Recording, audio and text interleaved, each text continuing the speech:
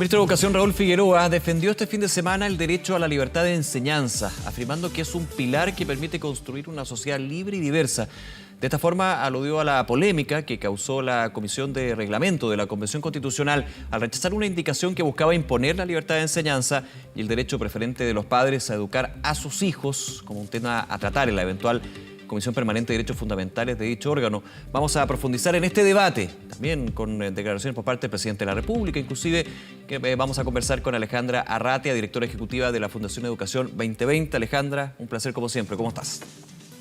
Hola Nicolás, buenos días para ti y para todas las personas que nos están escuchando. Muy buenos días. ¿Cómo has visto tú este debate? Porque claro, desde la mesa de la Convención Constitucional se ha dicho, a ver, aquí hay un problema de desinformación porque no se está viendo el fondo de la Constitución, donde la parte de la educación va a ser clave de todas maneras, como todas, pero la educación sabemos que es muy importante ahí. Pero desde otros puntos, desde el ministro de Educación, Raúl Figueroa, se habla de que no ha sido parte de lo que se está conversando en la nueva propuesta de Carta Magna. El debate está instalado. ¿Cómo lo ves tú? Sí, mira, llama la atención cómo se ha abordado este debate, porque se ha abordado de una forma como, no sé, uno no quisiera hacer interpretaciones de qué es lo que hay, pero en el fondo de alguna manera se promueve como sacar conclusiones muy rápidamente. Creo que el tuit lamentablemente del presidente fue de alguna manera desafortunado, porque en el fondo indica como que fuera un tema resuelto. Y desde esa perspectiva se genera alarma en un contexto en que todos queremos generar mayor diálogo y mayor conversación, ¿no? Este es un tema que es complejo. Sí. Por cierto, es muy importante el tema de la libertad de enseñanza. Y yo creo que no hay una mayor discusión respecto a la necesidad de incorporarlo. El problema, aquí hay dos cosas que es importante entender. Lo primero es que en el fondo aquí algunos constituyentes querían incorporar desde el reglamento, de alguna manera dejar como anclado, claro, dejar definido previamente qué es lo que va a ir y cómo va a ir. Y eso es lo que se rechazó. No se ha comenzado aún a discutir el fondo del asunto. No se están discutiendo contenidos. Para poner en contexto, Alejandra, por eso nos parece precipitado. Sí, creo que es importante un paréntesis ahí. Claro, se presenta esta indicación que considera en el reglamento que está incorporada la libertad de enseñanza y la educación preferente por parte de los padres. Y cuando se rechaza, de alguna manera, uno entiende la interpretación del Ejecutivo es que esto ya está generando un punto, digamos, no a tal punto y tal punto, pero finalmente es una interpretación que se da de el no aprobar una indicación. En lo práctico, digamos, eso fue lo que se dijo desde la Convención, por lo menos. Claro, pero en el fondo se genera la sensación de que ese fuera un punto ya rechazado. Claro. Y eso como una es lo que nos parece que es importante ponerle paño frío. Exactamente, porque en el fondo el tema no se ha discutido aún. Y ese es un tema que se va a discutir. Por cierto, es un tema que, bueno, la libertad de enseñanza es uno de los temas que están incorporados dentro de los tratados internacionales que Chile ha firmado y que, por cierto, ponen el marco al trabajo constitucional que se está llevando a cabo. El gran desafío en este tema, y nosotros hemos planteado que es un desafío que es importante abordar con la complejidad que eso implica, es cómo uno describe la libertad de enseñanza y cómo uno, de alguna manera, organiza la definición de la libertad de enseñanza para que esa libertad de enseñanza esté al servicio del derecho a la educación y no en contraposición. Porque lamentablemente en la historia, mira, Chile tiene una larga historia constitucional, este ha sido un tema que se ha discutido, bueno, en distintos espacios, también en la prensa, ¿no? Ha salido el mismo fin de semana que viene terminando, ¿no? El fin de semana de Fiestas Patrias, además, hubo mucha información en el debate público respecto a cómo se ha abordado este tema en las constituciones previas.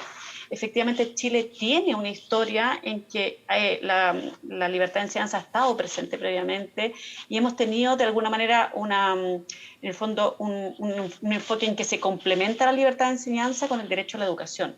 Lamentablemente esto se vio de alguna manera interrumpido con la Constitución del 80, donde la libertad de enseñanza de alguna manera tiene un rol preponderante en relación al derecho a la educación y a la educación pública. De hecho, la Constitución del 80 es una constitución en la que la educación pública, a la cual no se le hace referencia. O sea, la educación pública no se menciona en la Constitución de 1980.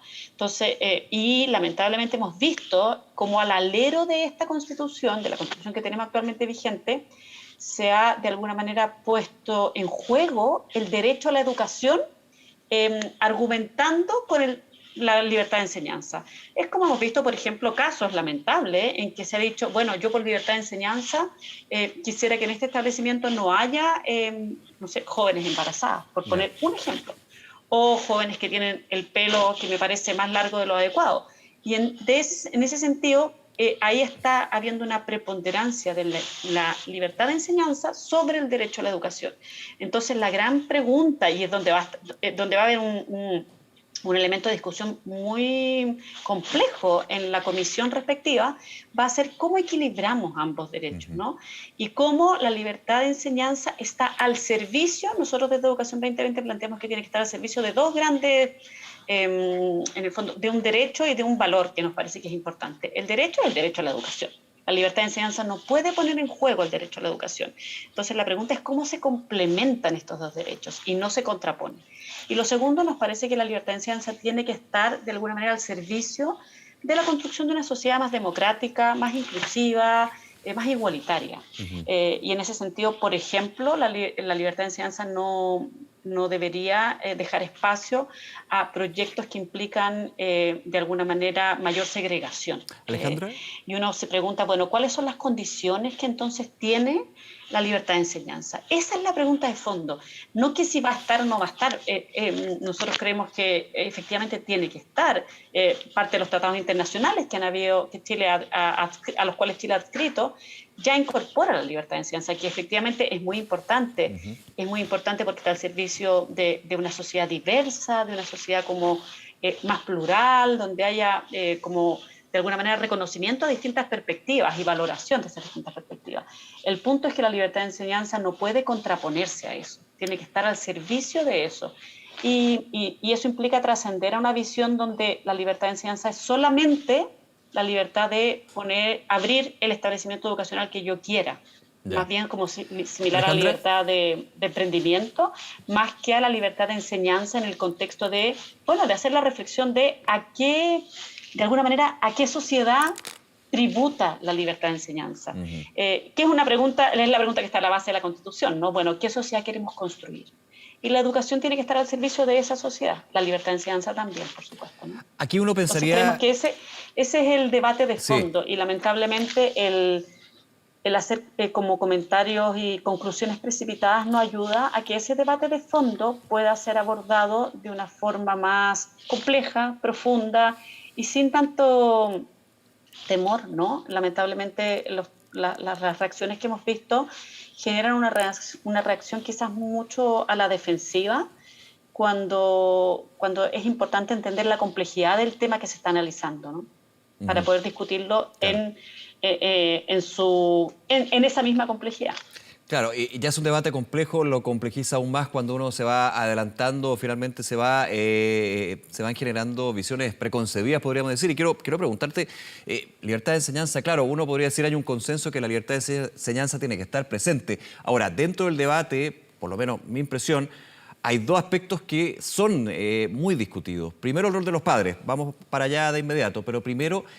Si el proyecto educativo se puede anteponer a la libertad de enseñanza y al mismo tiempo la libertad de enseñanza se puede anteponer al proyecto educativo, que es un poco lo que tú decías, que como que de alguna manera el debate va a que son contraposiciones cuando deberían convivir uno con otro, ¿no? Exacto. Ya. Sí, deberían convivir y deberían complementarse. Ahí quizás la gran pregunta es, bueno, ¿qué requisitos vamos a poner como país a los establecimientos educacionales para que puedan de alguna manera abrir, ¿no? Cuando un particular que tiene un proyecto educativo, en el fondo que quiere abrir un establecimiento particular subvencionado, porque esto efectivamente con fondos públicos, ¿no? Uno dice, bueno, ¿qué requisitos le vamos a poner? Y ahí nosotros creemos que la libertad de enseñanza tiene que estar de alguna manera en el marco de ciertos requisitos que como país le ponemos a todos los establecimientos para velar por estas dos cosas, por la libertad de enseñanza, o sea, por el derecho a la educación y por la construcción de una sociedad más justa, más inclusiva, más equitativa. Ese es el marco y nosotros creemos que en ese marco, entonces la pregunta es, ok, ¿a qué condiciones tiene que ajustarse entonces un establecimiento o una institución que quiera abrir un establecimiento particular subvencionado, ¿no? Y esa es la pregunta que hay que poner. Algunos países lo han resuelto. En eso nosotros hemos estado mirando otras constituciones en el ¿Cómo lo han mundo hecho? y, por ejemplo, algunos países que dicen, ok, si un establecimiento se tiene que abrir, tiene que cumplir por lo menos con los requisitos que se le Ya. piden a un establecimiento público, ¿no? Se fija una Público en base, términos de digamos. los requisitos como de adherir con ciertos valores y principios. Se va fijando una base, digamos, para dirimir finalmente esto. O sea, ok, usted tiene un proyecto educativo, pero tiene que cumplir con 5 puntos que ya dan la posibilidad de que haya una libertad de enseñanza, para entenderlo en esa tónica, ¿no? Me imagino que es mucho más Exactamente. Y complejo, lo probablemente, estoy simplificando. exacto, no, claro, y probablemente, Nicolás, es tan complejo que la Constitución no va a definir esos 5 puntos, quizás, sino que probablemente la Constitución va a decir, tiene que acogerse como a estos principios, Ujú. ¿no?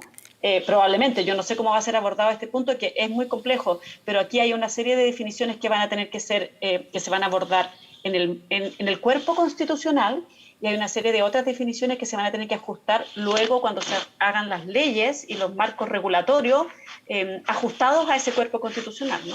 Pensando en Y otro tema que... importante, a propósito de lo que tú sí, decías de la familia, es sí. importante efectivamente que esto es un derecho de las familias, pero no hay que perder de vista, ojo, que el sujeto del derecho a la educación son los niños y niñas.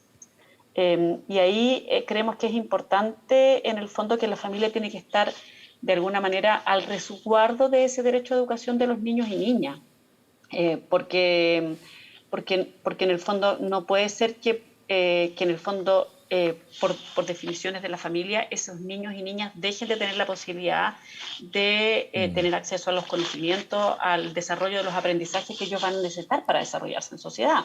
claro. Y aquí hay un ámbito, en el fondo, hay distintos ámbitos complejos, pero en el fondo es importante que los niños y niñas tengan la posibilidad de desarrollarse plenamente. Y en eso, bueno, Así es. Chile tiene una definición en términos de cuál es, tiene una definición como de que hay un currículum que en el fondo es importante al cual todos los niños y niñas tienen que acceder.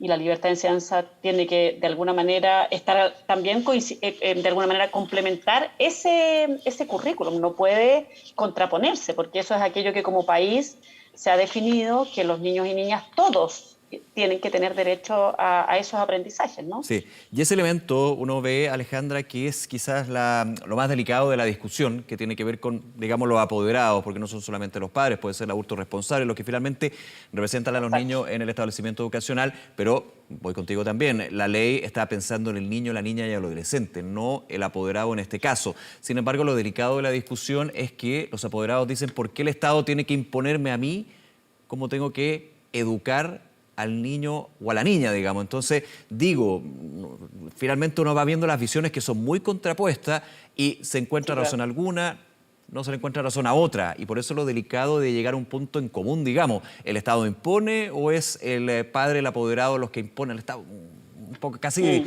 casi filosófico, digamos. Sí, claro. Bastante. Ahora, es muy importante. Nosotros creemos que un punto bien importante de la libertad de enseñanza, por cierto, es que los padres tengan el derecho a elegir.